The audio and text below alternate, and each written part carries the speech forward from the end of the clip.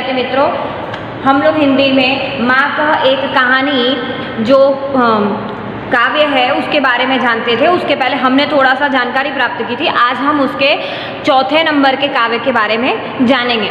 वर्ण वर्ण के फूल खिले थे, झलमल कर हिम बिंदु झिले थे, हल्के झोंके हिले मिले थे, लहराता था पानी, लहराता था पानी, हा हा यही कहानी।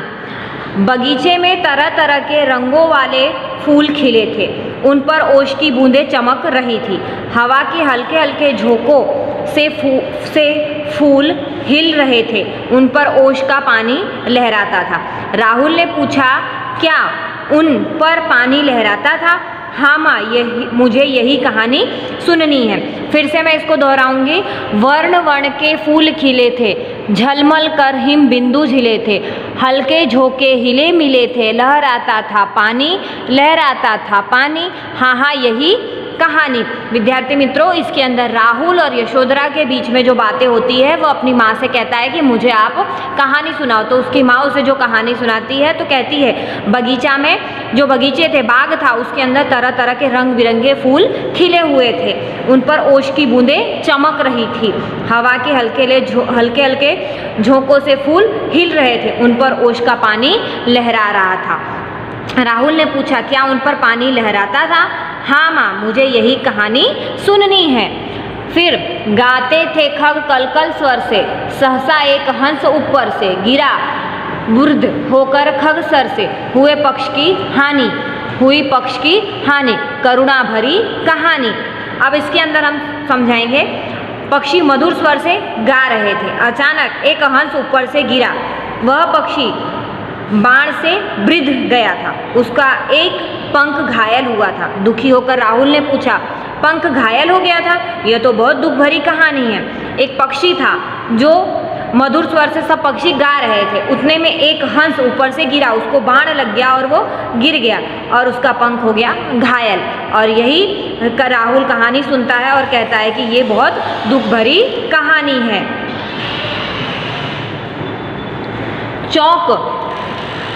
चौंक उन्होंने उसे उठाया, नया जन्म सा उसने पाया, इतने में आंखें टक आया, लक्ष्य सिद्ध की मानी। ये जो राहुल है, आप देख रहे हैं ये चित्र के अंदर, उसने क्या किया कि जो हंस था वो गिर गया था और उसे चोट लग गई थी। तो माँ कहती है कि तेरे पिता ने चौंक कर उसे उठाया, उनके स्पर्श से पक्षी ने मानो नया जन्म पा लिया। उसी समय शिकारी वहां आ पहुंचा। उसे इस बात का गर्व था कि उसका निशाना सही बैठा था। क्या अचूक निशाने का अभिमानी, यह तो कोमल सा कठोर कहानी है। ये राहुल के पिता हैं। इन्होंने क्या किया था, जो हंस गिर गया था उसे उठा लिया, उठाकर उसको, जब वो घायल हुआ था, आप देख रहे हैं कि घायल हुआ है, उसके शरीर से खून निकल रहा है, और जब उन्होंने उसको स्पर्श किया तो उसे अच्छा लगा। तो माता कहती है राहुल से, तेरे पिता ने चौंक कर उसे उठाया, उनके स्पर्श से पक्षी ने मानो नया जन्म पा लिया। उसी समय शिकारी वहाँ पहुँच जाता है। उसे इस बात का गर्व था कि उसका निशाना सही बैठा है। क्या अचूक निशाने का अभिमानी, यह तो कोमल पर कठोर की कहानी है। मांगा उसने आहत पक्षी, तेरे तात किंतु थे रक्षी। तब उसने जो था खगभक्षी, हट करने की ठानी। आप देख रहे हैं कि ये जो तात यानी राहुल के पिता थे, उन्होंने पक्षी को उठाया, उसको स्पर्श किया, उसको अच्छा लगा। उसके बाद जिसने उसे घायल किया था वो आता है और वो कहता है उसके पिता से, मतलब राहुल के पिता से, शिकारी ने तेरे पिता से घायल पक्षी मांगा, परंतु तेरे पिता पक्षी की रक्षा करने वाले थे। तब पक्षियों का मांस खाने वाला वह शिकारी पक्षी लेने पर अड़ गया। राहुल बोला, वह अड़ गया, तब तो मामला बहुत बढ़ गया। जो ये राहुल के पिता थे, उन्होंने उस पक्षी को रखा अपने पास और उसको स्पर्श किया, उसे अच्छा लगा। उतने में जो शिकारी था वो आता है और वो हठी था, वो जिद करने लगा कि इस पक्षी को मैंने मारा है, इसे मुझे वापस दो। तो राहुल के पिता ने उसे कहा कि नहीं, मैं पक्षी की रक्षा करता हूँ, मैं तुम्हें ये पक्षी वापस नहीं दूंगा। हट करने की ठानी, अब बढ़ चली कहानी। उसके बाद है, हुआ विवाद सदय निर्दय से, उभय आग्रही थे स्विषय में, गई बात तब न्यायालय में, सुनी सभी ने जानी, सुनी सभी ने जानी, व्यापक हुई कहानी। इस प्रकार सदय दया करने वाले और निर्दयता पूर्वक मरने वाले, इन दोनों में बहस होने लगी।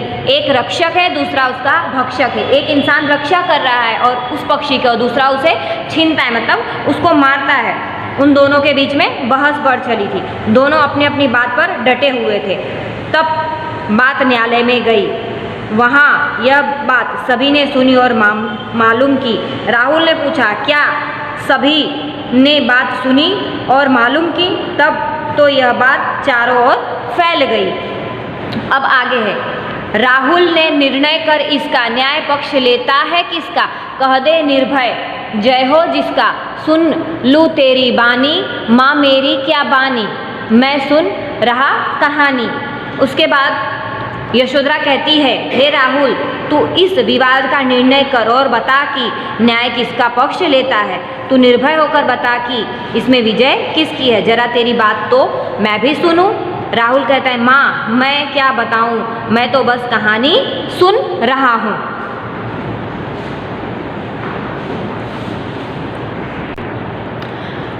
कोई निरपराध को मारे तो क्यों अन्य न उसे उबारे, रक्षक पर भक्षक को वारे, न्याय दया का दानी, न्याय दया का दानी, तूने सुनी कहानी। कोई किसी निर्दय को मार रहा हो तो दूसरा उसे क्यों न बचाए।